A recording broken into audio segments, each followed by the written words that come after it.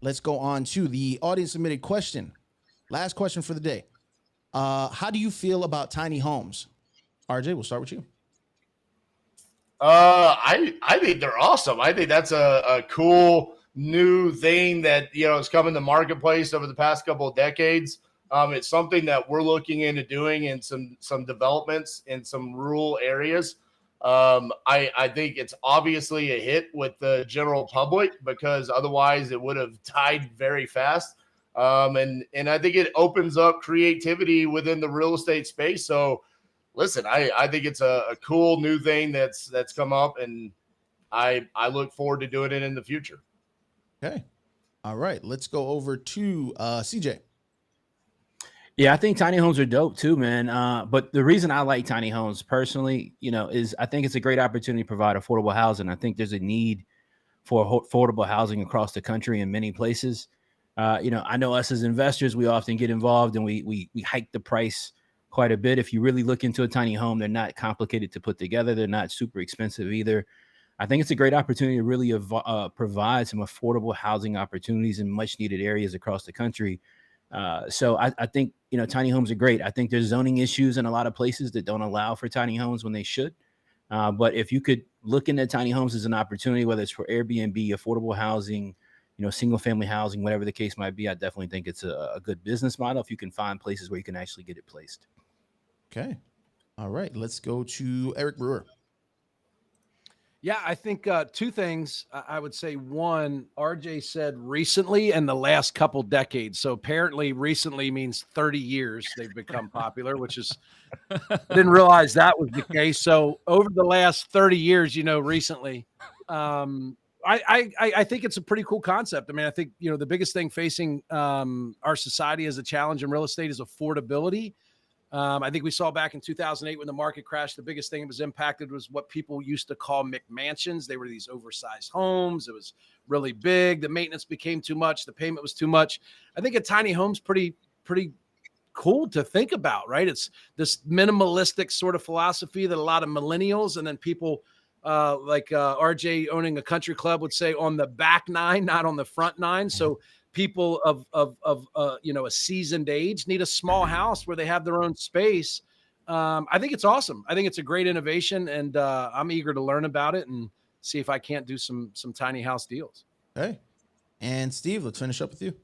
So my experience with tiny houses in our market is a lot of it is government subsidized housing, which I totally understand the value in affordable housing, but having the government get involved to provide it, I think is just one of those things that never ends well.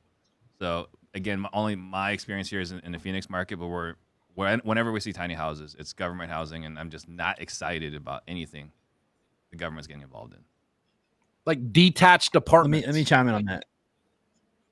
Yeah, let me chime in on that. So affordable doesn't have to mean government. I'm just saying my market. But here's the problem though, Steve. Here's the problem. The free market won't allow for affordable because the free market is driven by investors, it's driven by institution, it's driven by capitalism, right? Which is a beautiful thing. We all take advantage of that. The opportunity though for affordable housing doesn't exist because if land values increase, if lumber costs increase, if material costs increase, you have to sell a property for as much as you humanly possibly can to make money.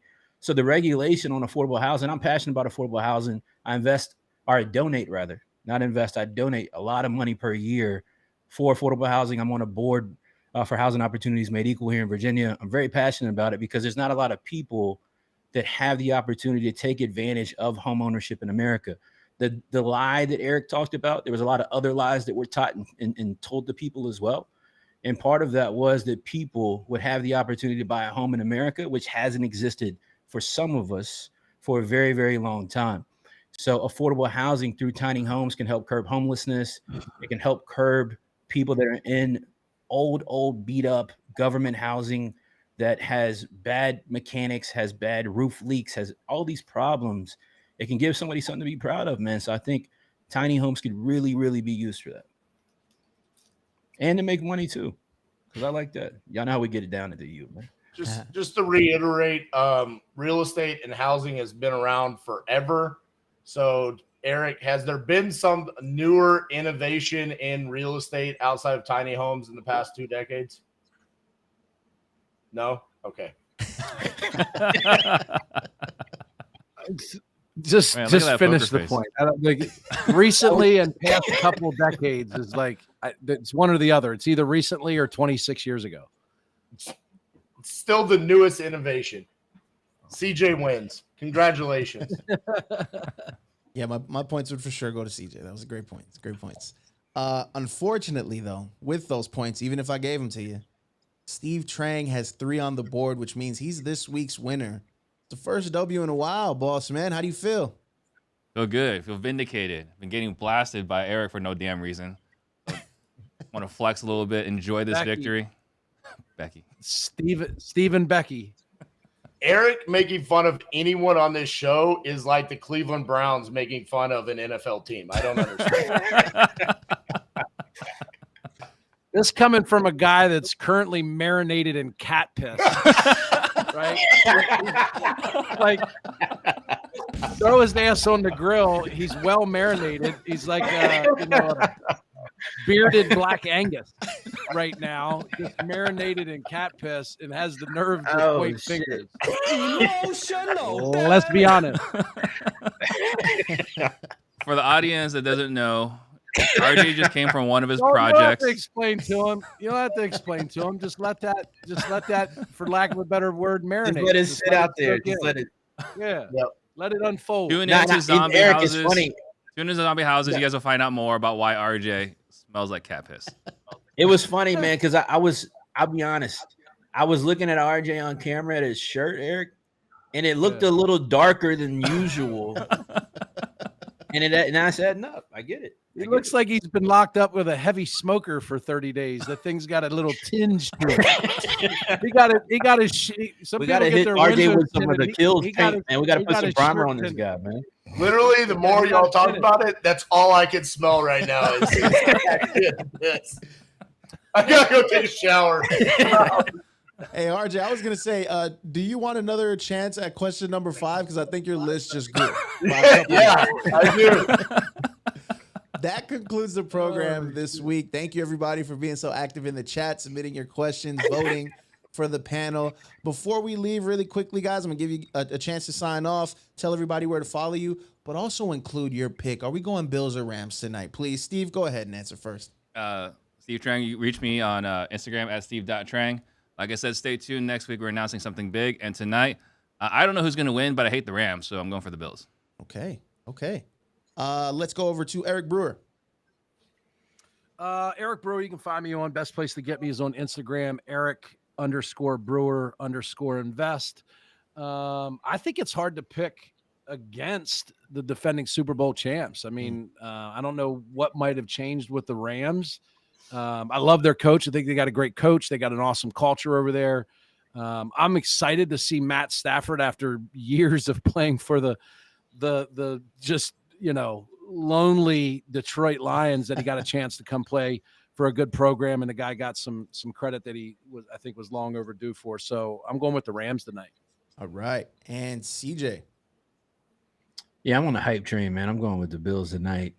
I like what they're doing over there. Josh Allen's a stud. So I think it's going to be a great game. I'm glad for football to be back more than anything. Chris Jefferson, Richmond, Virginia. You can tap in with me. Startflippingdeals.com. Shoot me a message on IG if you'd like as well at the Chris Jefferson. I'll see you guys next week. Much love. All right. And Cat P himself, RJ Bates. Go ahead and sign us off, man. Yes, sir. RJ Bates III. You can follow me on Instagram or TikTok, just at RJ Bates. I'm going to go with the Rams 35-31. Cooper Kupp, 3 touchdowns. Dawson Knox, 2. And, take those extra points on the 3 TDs for Cooper Kupp so I can win fantasy. Okay. All right. Aggressive bet. I like it, man. We'll follow up, see if you guys cashed out next week. As always, thank you guys for all your insight, your participation in the program. Eric Brewer, I believe you're in town next week. I look forward to potentially seeing you. Any last words before we sign off, guys? I think it was a fun episode. Bye, I'm glad I'm not on RJ's list. Oh, you're on it now. Trust me. Yeah, you're on it. You're on it now. Thank you guys again, everyone who tuned in. We will see you next week, Thursday, 11:30 a.m. ish. We'll see you then.